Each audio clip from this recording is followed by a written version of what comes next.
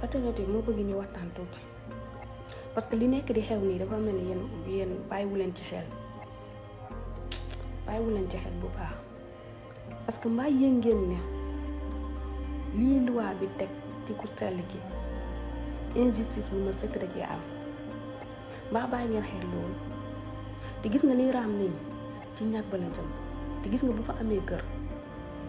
du neex a dindi foofu ma bëgg nag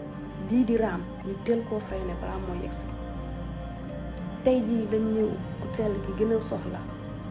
tey leen gën a mën a takku tey leen gën a war a mën a boole suñu doole tey leen gën a war a mën a boole suñu xalaat pour mun a jàppale ku sell gi parce que nag lii ñu ko teg nii ñun waruñu ko sax nangu ba naan dañuy fay ñu dara dañ booloo